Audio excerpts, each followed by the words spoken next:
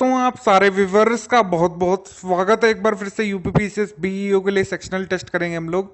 ये टेस्ट हमारे पेड रूप में कंडक्ट हुआ था। ये टेस्ट नंबर 5 था हमारा, वीक नंबर 5 का। Indian agriculture trade and commerce जो आपके में लिखा हुआ है ऑफिशियल सिलेबस में, उस पॉइंट पर आधारित है ये। तो हम इस पर मटेरियल भी देते हैं अपने ग्रुप में और फिर टेस्ट कंडक्ट करवाते हैं सेक्शन वाइज। ये टेस्ट हुआ था तो इसको सॉल्व कर लेते हैं यहाँ पर। अगर आपको ये टेस्ट पूरे बाई करने हैं हमारे सेक्शनल वाले और फुल लेंथ टेस्ट, तो आप हमसे कांटेक्ट कर सकते हैं हमारे 2 ऑफिशियल नंबर्स पर जो आपको डिस्क्रिप्शन में और हैशटैग में मिल जाएंगे। क्वेश्चन नंबर फर्स्ट, पहला स्टेटमेंट है pedology is a study of soils in their natural environment, यानी कि पेडोलॉजी अपने प्राकृतिक वातावरण में मिट्टी का अध्ययन है या मृदा का अध्ययन है, ये करेक्ट है। और पौधों पर या जो हम कह सकते हैं प्लांट्स पर सॉइल्स का जो प्रभाव पड़ता है, जो इन्फ्लुएंस होता है, उसके अध्ययन को एडोफोलॉजी बोलते हैं, ये भी करेक्ट है। तो हमारा आंसर हो जाएगा यहाँ पर ए, दोनों सही है, यहाँ पर दोनों स्टेटमेंट सही है। अगला क्वेश्चन है कि alluvial soil is deficient in dash, जलोढ़ मिट्टी में डैश की कमी होती है।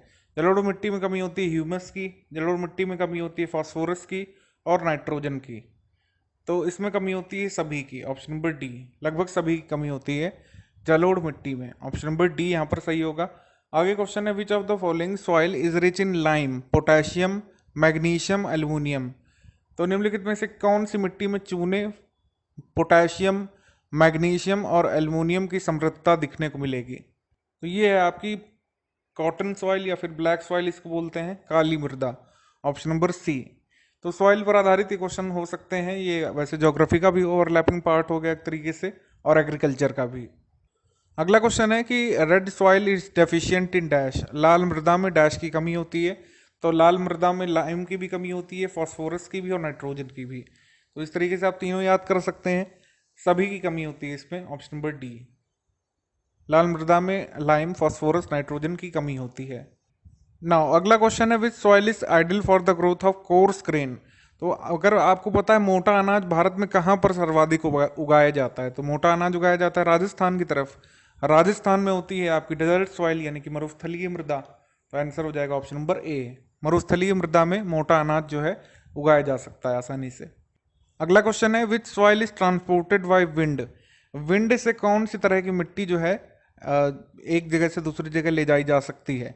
ये है आपकी aeolian soil, aeolian soil, option number C. एक सामान्य सॉइल प्रोफाइल में, सामान्य मृदा प्रोफाइल में कितने क्षितिज दिखाए जाते हैं? तो वैसे तो अलग अलग बुक्स में अलग अलग है, कहीं पर आपको जो है 7 क्षितिज भी दिखाएंगे, 7 हॉरिजॉन में, कहीं पर 6 हॉरिजॉन में। एक सामान्य मिट्टी प्रोफाइल में होते हैं 5 हॉरिजॉन। और एक बात और आपको बता दूं कि अगर बाउल्डर तक खोदेंगे और अगर आपके ऑप्शन में आ जाए कि 6 हॉरिजॉन होते हैं, तो आप 6 हॉरिजॉन पर टिक करिएगा। अगर 5-6 दोनों होते हैं तो मेरे हिसाब से 5 पर टिक करना चाहिए। सामान्य मिट्टी प्रोफाइल में 5 हॉरिजॉन तक दिखाया जाता है, option number D. Which of the following type of water is used by crops. तो क्रॉप्स में कई तरह का वाटर मतलब जो क्रॉप यूज करती है उसको टाइप में डिवाइड किया जाता है। ग्रेविटेशनल वाटर होता है, हाइग्रोस्कोपिक वाटर होता है, कैपिलरी वाटर होता है। ये एग्रीकल्चर का पार्ट है। तो अगर आपसे पूछ ले कि मृदा जो है किस तरीके के जल का सर्वाधिक प्रयोग करती है फसलों में, वो कौन सा है? तो वो है आपका कोशिका जल, option number C. Capillary water जो है काफी मात्रा में सॉइल यूज करती है, सॉइल वाटर को। ये जो है जल नहीं है, ये मृदा जल है, ठीक है। तो सॉइल वाटर जो सबसे ज्यादा फसलों में इस्तेमाल किया जाता है वो है कैपिलरी वाटर। ऐसा नहीं कि हाइग्रोस्कोपिक नहीं होता है, ग्रेविटेशनल वाटर नहीं इस्तेमाल होता, सर्वाधिक इस्तेमाल होता है। सर्वाधिक जो फसल के काम आता है वो है capillary water. Soil health card जो स्कीम चलती है, इसमें जो सॉइल का परीक्षण किया जाता है वो कितने पैरामीटर्स पर आधारित है? मिट्टी की स्थिति का मापदंड जो है कितने जो है मानदंडों पर देखा जाता है? मतलब सॉइल कार्ड, हेल्थ कार्ड जो बनता है, तो मिट्टी के कितने मानदंडों पर विचार करते हैं? तो सॉइल के 12 पैरामीटर्स पर विचार किया जाता है, option number B. Soil health card के बारे में न्यूज आई थी तो हम इसको भी कवर करते हुए चलते हैं। 17 फरवरी 2020 को, ठीक है, ये न्यूज छपी थी। और सॉइल हेल्थ कार्ड स्कीम जो थी इसने 5 साल अपने पूरे किए। 19/2/2015 को, यानी 19 फरवरी 2015 को लॉन्च हुई थी। 19 फरवरी 2020 को 5 साल सॉइल हेल्थ कार्ड स्कीम ने अपने पूरे कर लिए थे। तो ये आपसे पूछ ले अगर कि 5 साल पूरे किए कब, और कब लॉन्च हुई, तो ये भी पूछा जा सकता है। आजकल पुराना भी काफ़ी सारी चीज़ें आ रही हैं। सॉइल हेल्थ कार्ड जो है मोदी जी ने लॉन्च किया था 19/2/2015 को सूरतगढ़ राजस्थान में। ठीक है, 12 पैरामीटर्स का यूज़ किया जाता है सॉइल हेल्थ कार्ड प्रिपेयर करने में। क्वेश्चन नंबर 10 है, dash is the soil water content below which the plant wilts and can not be recovered when placed in a humid atmosphere. Dash मृदा जल की वह स्थिति है जिसके नीचे पौधे विल्ट हो जाते हैं, मतलब सूख जाते हैं, और नम वातावरण में रखने पर दोबारा हरे नहीं हो सकते। तो इस कोफिशिएंट को क्या बोलेंगे? ये कोफिशिएंट है wilting coefficient, option number D. तो इस तरीके के टर्म्स भी आ सकते हैं। The highest humus content is in the dash soil. सबसे ज्यादा ह्यूमस सामग्री किस तरह की मिट्टी में होती है? तो ये होती है पीट मृदा में, ऑप्शन नंबर डी। पीट मृदा में काली मिट्टी, लेटराइट मिट्टी, लाल मिट्टी से ज्यादा जो है होती है humus content. Which of the following element is necessary for the early ripening of fruit. फलों के जल्दी पकने के लिए निम्नलिखित में से कौन सा तत्व आवश्यक है? ध्यान रखेंगे यहाँ पर तत्व की बात पूछी जा रही है। वैसे तो इथीन गैस यूज होती है, ये सभी को पता होगा, ये आ भी चुका है पहले, लेकिन मैं यहाँ पर तत्व पूछ रहा हूँ, यानी एलिमेंट होना चाहिए। ठीक है, एलिमेंट यहाँ पर होगा आपका फॉस्फोरस। काफी लोगों ने इसको गलत किया था पेड ग्रुप में। अगर आपसे एलिमेंट पूछ रहा है तो आप फॉस्फोरस टिक करेंगे अगर ऑप्शन में, तो वरना इथीन तो इसका करेक्ट आंसर है ही। तो तत्व पूछ रहा है तो ये फॉस्फोरस है। इथीन क्या है? एक जो है कंपाउंड है कार्बन हाइड्रोजन का। अगला है which of the following is the major plant nutrient. इनमें से मेजर प्लांट न्यूट्रिएंट कौन सा है? मेजर में कौन कौन से आते हैं? नाइट्रोजन आता है, फॉस्फोरस आता है, पोटाश आता है, तीनों ही है major plant nutrient, option number D. Which of the following contributes maximum to soil formation. निम्नलिखित में से कौन सा मृदा के सृजन में अधिकतम योगदान देता है? तो कुछ लोग इसको बायोस्फीयर रिजर्व लगा सकते हैं, कुछ लोग यहाँ पर लिथोस्फेयर की तरफ जाएंगे। यहाँ पर सर्वाधिक जो कारक है वो वायुमंडल का है, और यही करेक्ट है। आप आराम से चेक कर लीजिएगा, वायुमंडल का ही सर्वाधिक योगदान है। जब तक लिथोस्फेयर टूटेगा नहीं वेदरिंग वगैरह से, फिजिकल केमिकल वेदरिंग से, मेनली जो है फिजिकल वेदरिंग से, तब तक जो है ये जो है नहीं काम करेगा। मृदा बन ही नहीं सकती जब तक एक्सटर्नल फैक्टर्स जो हैं रॉक्स पर काम ना करें। ठीक है, तो सर्वाधिक मृदा के सृजन में योगदान होता है वायुमंडल का। ठीक है, इरोजनल इफेक्ट, फिजिकल वेदरिंग, ये सब जब तक नहीं होगी तब तक मृदा का सृजन नहीं हो सकता। विच of the following is not a micro nutrient of plant. कौन सा सूक्ष्म पोषक तत्व में नहीं आता है? सूक्ष्म पोषक तत्व में मॉलिब्डेनम आता है आपका, यहाँ पर कॉपर भी आता है, बोरॉन भी आता है, लेकिन आयोडीन जो है प्लांट का माइक्रो न्यूट्रिएंट नहीं है, ऑप्शन नंबर सी। पादप निर्माण का प्रमुख घटक कौन सा है? पादप ज्यादा से ज्यादा बना होता है कार्बन का, तो कार्बन के बिना तो नहीं बन सकता पादप, option number C. Major component carbon ही है। एक पूर्ण खाद में a complete manure should consist of what. पूर्ण खाद में क्या क्या सम्मिलित होना चाहिए? तो नाइट्रोजन होना चाहिए पूर्ण खाद में, फॉस्फोरस होना चाहिए, और पोटाश भी होना चाहिए। तो सारे के सारे होना चाहिए, ऑप्शन नंबर डी। पूर्ण खाद में ये सब होना चाहिए। नाम से पता चल रहा है कंप्लीट मैन्योर, यानी कि सारे के सारे पोषक तत्व होने चाहिए। निम्नलिखित में से किसका उपयोग हम हरी खाद की फसल के रूप में कर सकते हैं? Which of the following used as a green manure crop. तो हरी खाद की फसल के रूप में हम इस्तेमाल कर सकते हैं सिस्पानिया को भी, और सनफेम को भी, सनहेम्प को भी, और ढांचा को भी। तो ये मैं जानबूझ करके ऑल ऑफ द इस वजह से यहाँ पर मैंने दिया है। मैं चाहता तो कोई एक सही कर सकता था, लेकिन आपको पता रहे कि ग्रीन मैन्योर क्रॉप कौन कौन सी हो सकती है। मेजर 3 है, सिस्बानिया, सनहेम्प और ढांचा। इनको जो है ग्रीन मैन्योर बनाने के लिए उगाया जाता है, ऑप्शन नंबर डी यहाँ हमारा पर सही आंसर है हमारा। अब कॉलम 1 है, कॉलम 2 है। अब क्या यहाँ पर समझ में आ रहा है कि एक तरफ क्रॉप है और दूसरी तरफ जो उसको सपोर्ट करता है नाइट्रोजन फिक्सेशन में। तो विच of the following is not correctly matched. तो कौन सा आपका कारक किस तरह की फसल को सपोर्ट नहीं करता है नाइट्रोजन फिक्सेशन में, ये आइडेंटिफाई करना है। तो धान को एजोला करता है सपोर्ट, करेक्ट है। तिलहन को अजोटोबैक्टर सपोर्ट करता है नाइट्रोजन फिक्सेशन में। दाल को राइजोबियम करता ही है, लेगुमिनस क्रॉप है दाल, तो इसको राइजोबियम करेगा ही करेगा। तो हमारा करेक्ट आंसर यहाँ पर बनेगा उपरोक्त में से कोई नहीं, सारे के सारे जो है सपोर्ट कर रहे हैं। तो ये भी याद रखिएगा। वैसे तो आपको पता है कि एजोला होता है, अजोटोबैक्टर होता है, राइजोबियम होता है, लेकिन कौन किस क्रॉप को ज्यादा सपोर्ट करता है ये भी पता होना चाहिए। ऑप्शन नंबर सी यहाँ पर सही होगा। Which of the following type of soil erosion is known as death of the farmer. निम्नलिखित में से किस प्रकार के मिट्टी के कटाव को किसान की मृत्यु के रूप में जाना जाता है। तो किसान की मृत्यु वही होगी जो सबसे ज्यादा प्रभावित करेगी फसल को। तो कौन से टाइप का इरोजन सबसे ज्यादा फसल को प्रभावित करेगा, इसमें पूछा है। वैसे तो काफी सारे करते हैं, लेकिन सबसे ज्यादा प्रभावित करता है शीट कटाव। शीट इरोजन काफी ज्यादा फर्टिलिटी ले जाता है, वॉश आउट कर देता है, तो इसको बोलते हैं हम लोग किसान की मृत्यु, यानी कि death of the farmer. Option number B. In which of the following soils mangrove vegetation flourishes, निम्नलिखित में से किस मिट्टी में मैंग्रोव वनस्पति पनपती है। तो ये तो सिंपल ज्योग्राफी क्वेश्चन है, इसका आंसर हो जाएगा मार्सी सॉइल। मार्सी सॉइल में आपकी मैंग्रोव वेजिटेशन देखने को मिलती है, जैसे सुंदरबन, डेल्टा वगैरह में। Option number A. Which of the following soils requires less irrigation, निम्नलिखित में से किस तरह की मृदा में सिंचाई की कम आवश्यकता पड़ेगी। तो सिंचाई सबसे कम लेती है काली मिट्टी। ऑप्शन नंबर सी। काली मिट्टी में कम सिंचाई लगती है, बहुत कम नहीं लगती है, कहने का मतलब है लाल मिट्टी, जलोढ़ मिट्टी, पीट मिट्टी की कंपैरिजन में कम इसमें सिंचाई लगती है। Which of the following disease affects wheat the most, सबसे ज्यादा कौन सी बीमारी गेहूं को प्रभावित करती है। तो गेहूं में जो है रस्ट भी लगता है, काफी सारा ब्राउन रस्ट लगता है, ब्लैक रस्ट लगता है सबसे ज्यादा, फिर लूज स्मट भी हो जाता है कभी कभी, और अर्ल लोकल भी हो जाता है गेहूं में। तो सारे के सारे रोग गेहूं गेहूं पर हो सकते हैं, और आंसर हो जाएगा हमारा D, all of the above. दूध की सफेद रंगत किसकी उपस्थिति के कारण होती है। तो दूध में होता है आपका कैसिन, और वो उसको सफेद कलर देता है, श्वेत बना देता है उसको। Option number A. According to the World Bank India position is dash in terms of economy. तो बजट भाषण के अनुसार मैं यहाँ पर इसको इंटरप्रेट करूंगा। बजट भाषण 2020-21 का जो निर्मला सीतारमण जी ने पढ़ा था, उन्होंने भारत का स्थान बताया है पूरे देश की अर्थव्यवस्थाओं में 7वां। Option number C. भारत जो है 7वें स्थान पर है। Option number B. एफडीआई प्रवाह के मामले में शीर्ष देशों में भारत का स्थान डैश है। ये क्वेश्चन विवर्स पर छोड़ा जाता है, आप लोग जल्दी से कमेंट करके बताइए क्या आंसर होगा क्वेश्चन नंबर 26 का। अब यहाँ पर उत्पादन वाली चीजें पूछी जाएंगी। विच of the following state is ranked first in the production of raw silk, raw silk production में पहले स्थान पर कौन है। पहले स्थान पर है आपका Karnataka. Option number D, Karnataka है रॉ सिल्क के उत्पादन में पहले स्थान पर। Which of the following state is ranked first in the length of rail routes, rail route की लंबाई में पहले स्थान पर कौन है। रेल रूट के मामले में सर्वाधिक रेल रूट है उत्तर प्रदेश में। ऑप्शन नंबर सी।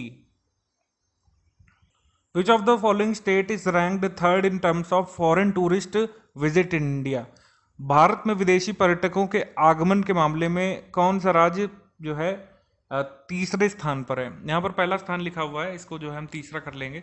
तीसरे स्थान पर कौन है बताना है। तो तीसरे स्थान पर है हमारा उत्तर प्रदेश। आप बताइए कि अभी तक के आंकड़ों के अनुसार सबसे पहले स्थान पर कौन है विदेशी पर्यटकों के आगमन के मामले में। क्या तमिलनाडु है, बताइए आप कमेंट करके। क्या महाराष्ट्र है, बताइए। तो अगला हमारा क्वेश्चन यही है कि which state is ranked first in terms of foreign tourist arrivals in India, Bharat में विदेशी पर्यटकों के आगमन के मामले में कौन सा राज्य पहले स्थान पर है। तो इसका आंसर आपको मिल गया, यह है Maharashtra. Option number C. Bharat की रैंक क्या है कुल टोटल एरेबल लैंड के मामले में, यानी कि कुल कृषि योग्य भूमि के मामले में भारत की रैंक क्या है। तो कृषि योग्य भूमि के मामले में या कृषि भूमि के मामले में भारत का स्थान प्रथम पर है। Option number C. भारत जिनमें जिनमें प्रथम है वो जरूर याद रखिएगा। तो अगला क्वेश्चन हमारा है कि प्रोडक्शन एक तरफ दिया हुआ है अलग अलग चीज़ों का, और भारत की रैंक बताई गई है, बताना है कौन कौन सा सही ढंग से मेल नहीं खाता है। तो दूध के प्रोडक्शन में इंडिया का स्थान प्रथम पर है, करेक्ट है। भैंसों के प्रोडक्शन में इंडिया का स्थान प्रथम पर है, करेक्ट है। दालों में भी प्रथम है, और आम में भी प्रथम है। तो हमारा करेक्ट आंसर बनेगा यहाँ पर ऑप्शन नंबर सी। सारे के सारे जो हैं सही मिलाए गए हैं। आप इनकी रैंक जरूर याद रख लीजिएगा। वैसे आपके पास डेटा होगा, स्टडी फॉर सिविल सर्विसेज का इकोनॉमी का पापा वीडियो है, day number 14, day 14 study for civil services लिखिएगा। ये सारा डेटा आपको वीडियो फॉर्मेट में मिल जाएगा, और अगर आप पेड ग्रुप मेंबर हैं तो आपको हम देते हैं पीडीएफ, आप उसी से पढ़िए। रिलायबल डेटा आप याद करिए, ज़्यादा आपको सर्च नहीं करना है इधर उधर। तीसरा क्वेश्चन है, प्रोडक्शन एक तरफ दिया हुआ है गुआवा का, अमरूद का, केले का, भिंडी का, नींबू का, भारत की रैंक दी हुई है, बताना है कौन सा सही ढंग से मेल नहीं खाता। एक बार फिर से, अमरूद के प्रोडक्शन में इंडिया नंबर 1 पर है, सेकंड पर नहीं है। ये जो वाला जो है सही ढंग से मेल नहीं खाता है। बाद में केले के प्रोडक्शन में इंडिया नंबर 1 पर है, करेक्ट। फिर भिंडी के प्रोडक्शन में भी है, और नींबू के प्रोडक्शन में भी है। तो भारत जो है कि अमरूद के प्रोडक्शन में नंबर 1 पर है, इसमें 2 में दिया है, तो गलत ढंग से मेल खाता है केवल एक। ऑप्शन नंबर बी जो है 33 का सही आंसर है। जूट के प्रोडक्शन में क्या इंडिया सेकंड नंबर पर है? पपीते के प्रोडक्शन में क्या फर्स्ट नंबर पर है? तंबाकू में क्या फर्स्ट नंबर पर है? गन्ने में क्या फर्स्ट नंबर पर है? कौन कौन सा जो है सही ढंग से मेल नहीं खाता है बताना है। तो जूट के प्रोडक्शन में इंडिया सेकंड नंबर पर है, करेक्ट। पपीते के प्रोडक्शन में फर्स्ट पर नहीं है, इनकरेक्ट। तंबाकू के प्रोडक्शन में फर्स्ट पर है, करेक्ट। और गन्ने के प्रोडक्शन में भी फर्स्ट पर है इंडिया। तो कौन कौन सा यहाँ पर सही ढंग से मेल नहीं खा, एक मिनट, एक्चुअली भी थोड़ा मिस्टेक हो गया, इसको हम सही कर लेते हैं। देखिए सेकंड नंबर पर इंडिया जो है प्रोडक्शन में है, शुगर केन के प्रोडक्शन में इंडिया सेकंड पर है, ठीक है। और इंडिया जो है यहाँ पर टोबैको के प्रोडक्शन में भी सेकंड पर है, उसमें फर्स्ट पर दिया हुआ है। पपाया के प्रोडक्शन में इंडिया जो है फर्स्ट पर है, शुगर केन में सेकंड और टोबैको में सेकंड, ठीक है। तो जूट के प्रोडक्शन में इंडिया फर्स्ट रैंक पर है, यहाँ पर सेकंड दिया हुआ है, तो इस वजह से ये वाला रॉन्ग हो जाएगा। पपीते के प्रोडक्शन में इंडिया जो है ये फर्स्ट पर है, सही है। तंबाकू के प्रोडक्शन में इंडिया सेकंड पर है और गन्ने के प्रोडक्शन में भी सेकंड पर है, ठीक है। तो 1, 3, 4 हमारा इनकरेक्ट है, 2 वाला सही है, आंसर हो जाएगा डी। माफ़ी चाहेंगे, ये काफ़ी सारा डेटा होता है, ये कन्फ्यूजिंग हो जाता है कभी कभी, आपको भी याद रखना चाहिए। अगर जो लोग स्टडी फॉर सिविल सर्विस के पेड मेंबर हैं उनको ये सब डेटा की पीडीएफ दी जाती है। उत्पादन में अगला क्रम है क्वेश्चन नंबर 35 में। सिल्क के प्रोडक्शन में इंडिया फर्स्ट पर दिखाया है, कैटल में सेकंड पर, वेजिटेबल में सेकंड पर, फ्रूट्स में सेकंड पर। तो ये तो सही है, ये भी सही है, ये भी सही है, लेकिन सिल्क में भी इंडिया का स्थान सेकंड है, फर्स्ट नहीं है। तो यहाँ पर फर्स्ट दिया हुआ है सेकंड की जगह, तो ये वाला हो जाएगा रॉन्ग। हमको बताना कौन सा सही ढंग से मेल नहीं खाता है, तो फर्स्ट ओनली, यानी कि ऑप्शन नंबर बी, ये करेक्ट हो गया। ये वाला सही है, ये वाला सही है, ये वाला सही है, ये रॉन्ग है। एक बार फिर से बताना है 36 नंबर में कौन सा जो है सही ढंग से मेल नहीं खाता है। प्रोडक्शन वीट का, चावल का, चाय का, मूंगफली का। तो चाय के प्रोडक्शन में इंडिया जो है सेकंड स्थान पर है चाइना के बाद, करेक्ट है। मूंगफली में जो है सेकंड स्थान पर है, और चावल में भी सेकंड स्थान पर है चाइना के बाद। गेहूं में भी इंडिया जो है सेकंड स्थान पर है, यहाँ पर फर्स्ट दिखा दिया है। गेहूं में टॉप प्रोड्यूसर कौन है? ऑफकोर्स चाइना है। ये लेटेस्ट एस्टिमेट के हिसाब से बता रहा हूँ, जो मार्च 2019 में पब्लिश हुए थे, अप्रैल एंड में सॉरी, वहाँ पर भी जो है पिछले साल का ही रिपीट हुआ है। पंजाब ने जो है सबसे ज़्यादा प्रोडक्टिविटी हासिल की है स्टेट वाइज, और पूरे ओवरऑल वैश्विक उत्पादन की दृष्टि से सबसे ज़्यादा गेहूं उगाता है चाइना, फिर उगाता है भारत। तो ये वाला जो है एंट्री इनकरेक्ट हो गई, हमारा करेक्ट आंसर बनेगा बी। एक बार फिर से केवल एक जो है सही ढंग से मेल नहीं खाता है। 37 नंबर में फिर से बताना है कौन सा ये जो है डेटा सही ढंग से मेल नहीं खाता है। कुल खाद्यान्न के मामले में भारत जो है तृतीय स्थान पर, कुल खट्टे फलों के मामले में तृतीय स्थान पर, रेपसीड के मामले में तृतीय स्थान पर। ये वाला डेटा तो करेक्ट है, लेकिन ये मास में जो है भारत प्रथम स्थान पर है, फर्स्ट पर है, ये जो है ये रॉन्ग हो गया। तो एक बार फिर से कौन सा सही ढंग से मेल नहीं खाता है? ओनली 1, बाकी सारे करेक्ट हैं, 1, 2, 3 करेक्ट। शुद्ध सिंचित भूमि क्षेत्र के मामले में कौन सा राज्य पहले स्थान पर है? Which state is ranked first in terms of net irrigated land area? तो नेट इरिगेटेड लैंड एरिया में पहले स्थान पर है हमारा Uttar Pradesh, option number T. ये जिस दिन तक वीडियो बन रहा है उस दिन तक ये डेटा करेक्ट है। उत्तर प्रदेश में सबसे ज़्यादा जो सिंचाई है वो किससे होती है? डैश उत्तर प्रदेश में सिंचाई का प्रमुख स्रोत है, तो उत्तर प्रदेश में ट्यूबवेल से सिंचाई होती है सबसे ज़्यादा, ऑप्शन नंबर बी। बिहार में भी ट्यूबवेल से सबसे ज़्यादा सिंचाई होती है। अगला है arrange the following state in terms of descending order of their state GDP. तो स्टेट जीडीपी के टर्म्स में डिसेंडिंग ऑर्डर में लगाना है, यानी सबसे ज़्यादा स्टेट जीडीपी जिस स्टेट की उसको पहले रखेंगे। सबसे ज़्यादा महाराष्ट्र की, फिर तमिलनाडु की है, और फिर उत्तर प्रदेश की है। ऑप्शन नंबर सी हमारा करेक्ट ऑर्डर बनेगा। देखिए ये क्वेश्चन जो है 41 नंबर वाला, ये बजट पेश होने से पहले बना है, ठीक है। तो अगर इसमें कोई मिस्टेक रह जाती है तो आप प्लीज़ हमको कमेंट करके बताइएगा। ये क्वेश्चन जो है बजट पेश होने से पहले बना है 2020 के। तो हमको बताना है कि इम्पोर्ट डेस्टिनेशन जो है इंडिया की, उनको करेक्ट ऑर्डर में लगाना है, यानी भारत सबसे ज़्यादा जो है इम्पोर्ट जिस कंट्री से करता है उसको सबसे पहले रखना है। भारत जो है सबसे ज़्यादा इम्पोर्ट करता है चाइना से, फिर यूएसए से करता है, फिर यूएई से करता है। ऑप्शन नंबर ए यहाँ पर सही है, बजट पेश होने के पहले के हिसाब से। अगर इसमें कुछ परिवर्तन हुआ है तो हमको जरूर कमेंट करके आप बताइए। मेरे हिसाब से ये यही है इस बार भी। Arrange the following export destination of India in correct order. तो सबसे ज़्यादा भारत का निर्यात गंतव्य कौन सा है? तो भारत सबसे ज़्यादा निर्यात जिस देश को करता है उसको पहले रखना है ऑर्डर में। भारत सबसे ज़्यादा निर्यात करता है यूएसए को, फिर करता है यूएई को, और फिर करता है चीन को, option number B. Consider the following statement, Indian textile sector is the second largest manufacturer and exporter in the world. भारतीय वस्त्र उद्योग विश्व का सबसे बड़ा निर्माता और निर्यातक है, ये करेक्ट है। उसके बाद है कि ये कृषि क्षेत्र के बाद भारत का दूसरा सबसे बड़ा नियोक्ता है, ये भी करेक्ट है। हमारा आंसर करेक्ट हो जाएगा, दोनों कथन सही हैं, option number A. Arrange the following sources of energy production in the correct order, यानी कि भारत में ऊर्जा उत्पादन के निम्नलिखित स्रोतों को सही क्रम में व्यवस्थित करें। तो सबसे ज़्यादा स्रोत जो यूज़ होता है उसको पहले रखना है। तो सबसे ज़्यादा जो हमारे यहाँ पर यूज़ होता है आज भी थर्मल ऊर्जा, कोयले से, तो सबसे पहले ये आएगा। फिर आएगा आपका रिन्यूएबल सोर्स ऑफ एनर्जी, फिर आएगा हाइड्रो एनर्जी, और फिर अंत में आएगा न्यूक्लियर एनर्जी। न्यूक्लियर काफ़ी कम हम यूज़ करते हैं। ऑप्शन नंबर 3 हमारा यहाँ पर करेक्ट ऑर्डर बनेगा। अब ये क्वेश्चन जो है जब बना था क्वेश्चन पेपर उस पर आधारित है। जब भी आपसे नया पूछा जाए तो नया अपडेट होगा। अगर आपसे पूछ ले कि 28 फरवरी 2019 तक कौन से स्टेट का GSDP per capita state GDP जो है करंट प्राइसेस पर सबसे ज़्यादा है, तो ये पाया गया था इस तारीख तक गोवा का, ऑप्शन नंबर सी। आप लोग मुझे कमेंट करके बताइए कि क्या ये चीज़ चेंज हुई है या फिर अभी भी यही है। आगे है कि रीगर सॉइल जो है ये किसका दूसरा नाम है, तो रीगर सॉइल ब्लैक सॉइल को बोलते हैं, काली मृदा को, ऑप्शन नंबर बी। ये एनसीईआरटी में भी दिया रहता है। साल 2019 के अंत तक which state ranks first in terms of total bio power capacity, total bio power क्षमता के मामले में प्रथम स्थान पर है महाराष्ट्र, ऑप्शन नंबर बी। आगे क्वेश्चन है which state ranks first in the terms of total solar power capacity, कुल सौर ऊर्जा क्षमता में पहले स्थान पर कौन है, तो कुल सौर ऊर्जा क्षमता में प्रथम स्थान पर है आपका कर्नाटक, ऑप्शन नंबर सी।